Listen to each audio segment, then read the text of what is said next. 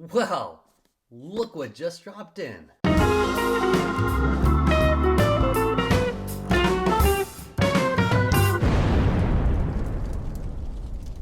Well, hello there, real gamers. Retro Rob here, and welcome to Retro Rob Plays Everything.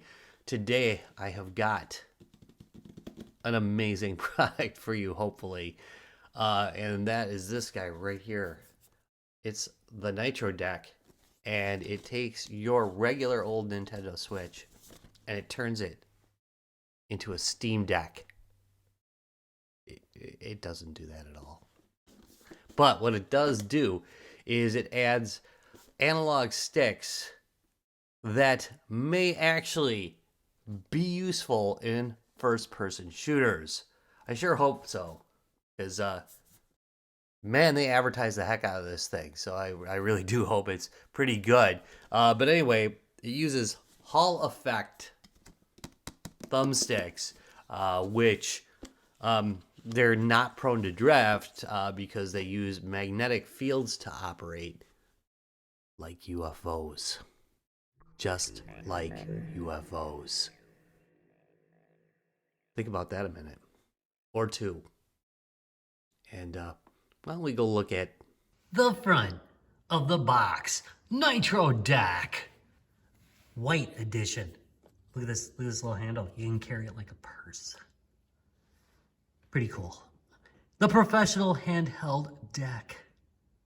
The professional, well, no, it's all in caps, so no emphasis.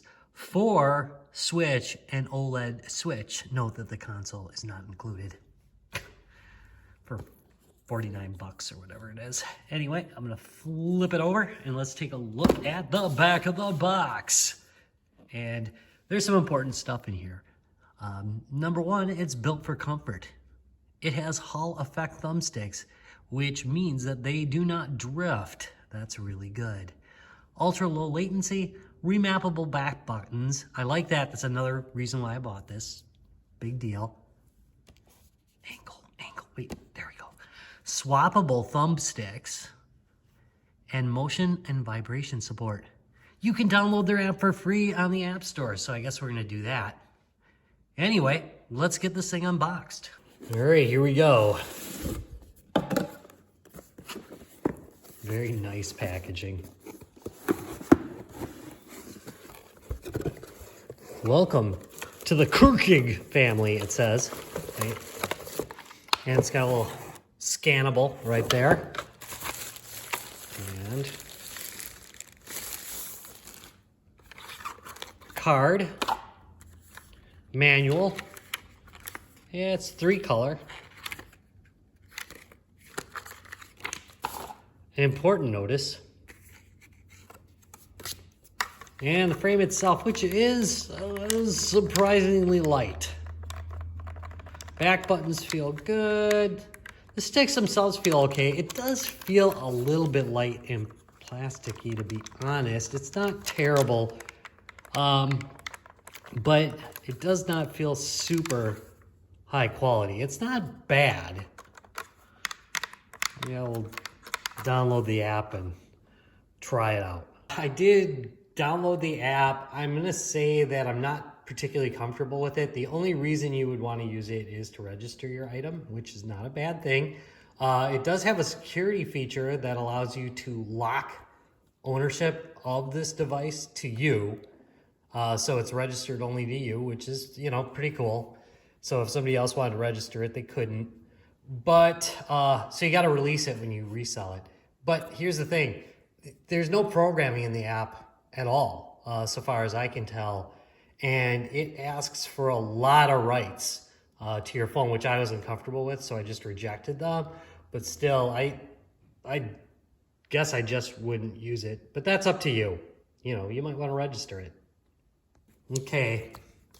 In a rare event, I am going to actually read the instructions, go into system settings, go to controllers.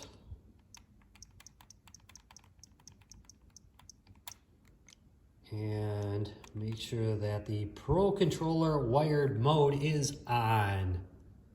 And there we go. Okay, so that is on. Good. Alrighty then, I'm gonna take off my protective cover, which frightens me. May clean it would be a good idea, huh? And I guess I just dock it in there. Well, that's easy enough. It does actually just work right away when connected. So that's a plus. Let's read some more instructions before I go on. All right, looking on the back here. We have this lovely stand here. That's not too bad. And we've got this. This will release your console. So if you flip that, that releases the switch.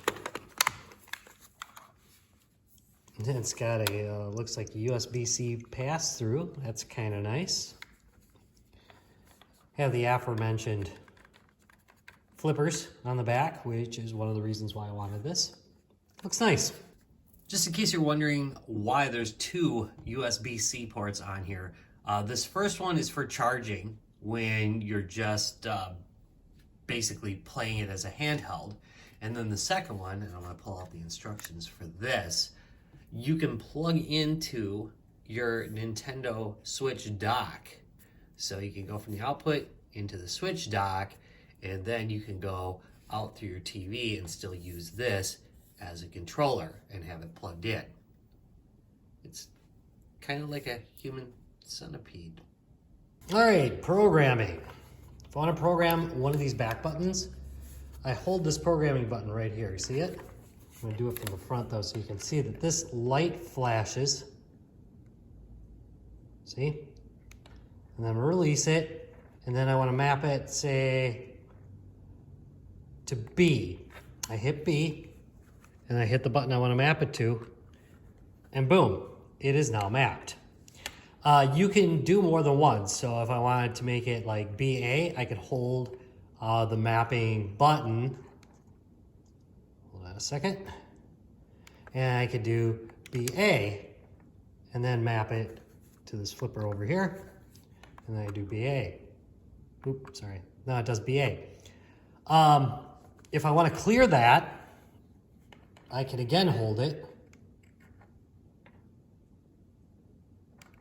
And then I just hit the flipper. And now it's cleared. It's back to its original, which is this. That said, I like this to be jump. So there we go. And booyah. It's now the jump button. You can also just tap this button to dim this light if you don't like this light so bright. And I'll tap it again. It's this guy back here. And there we go, it adjusts it. Oh, one last thing. Maybe you want to have no dead zone in here, which by the way is the mode I have it in right now. What you need to do is hold ZL, which is this back trigger, the left trigger, and the capture button, and hold it for 3 seconds. See how this turned blue? After about 8 seconds, it will change back to white. And not only have you made a screenshot, but you've also set it into no dead zone mode. Same thing to go back. So actually I was in no dead zone mode already, so I'm gonna switch back to being in no dead zone mode. And there we go. And after it turns white, no dead zone anymore. And it really makes a big improvement in first-person shooters. You wanna know what sexy is? This thing with these little skull caps on here. Look at that. That looks cool as heck. Like it. All right, so here's a little binding of Isaac. And the controller just works pretty darn great with it. I mean, as expected. You know, since you're basically locked into 4 directions. But you'll notice there's no drift. And, you know, again, it's a new controller, but you should never get drift with these. And yeah, it works, you know, nice. There's, you know, it feels really good. I kind of like the longer throw of this versus the built-in joycons. So, you know, if you look, you got a little bit more throw on this. And it does feel a little bit nicer when you're playing a game. Cruisin'. Boy, I love this game. Anyway, Cruisin Blast, as always, having a blast with the game. And it does seem that I have more granular control. It controls really nice. And for racing games, this provides a little bit more grip for the console itself, which is actually really nice. So yeah, I like using it for this. Boy, I'm playing like crap though. But that's all on me because I can barely see the screen from the angle I'm at. Pretty cool. By the way, I highly recommend this game. Alright, so this is probably the reason you're watching this video, to be honest. And it's first-person shooters. And I will say, if the first-person shooter runs smoothly, this is a night and day difference. Because I'm going to tell you what, this game's darn near impossible to play with Joy-Cons. So I would always play it with a Pro controller. But this works just fine. Some notes, though. You should absolutely have this in zero dead zone mode. And the other thing I would say is you're going to have to probably get used to... Oh, you bugger. You're probably going to have to get used to the triggers because they are quite sensitive. And I found when I first started playing with this, it was really rough to avoid accidentally firing or ADSing. But that said, once I got used to it, I really don't make any mistakes like that anymore. So once you adapt, it's okay. And as long as the game runs smoothly, unlike like 13, it's really pretty great to play with these. This is really a big difference. This is way better to deal with than the stock Joy-Cons for first-person shooters. All right, so the Nitro Deck. And what are my opinions on it? Well, I like it quite a bit. It is not a perfect product, but if its main goal is to make first-person shooters playable on the Nintendo Switch, it succeeds at that. I mean, these analog sticks are really great once you put a rubber cap on it and set it into the zero dead zone mode. I don't know why they ship it with the dead zone that they shipped it with. It was just way too big. But once you set it to zero, it's really good. The buttons are fine. The triggers are really nice feeling. I think they're a little bit oversensitive, but they are actually really nice once you get used to them. Again, you know, D-pad's okay. It's got some good lift to it. It's usable. It's not amazing, but it's not the main reason to get this. The only complaint I really have about it is that I think the plastics quality could have been better. I'm kind of curious if you're somebody out there that has one of the other versions of it, because they make like a clear version, is the plastics quality good on it?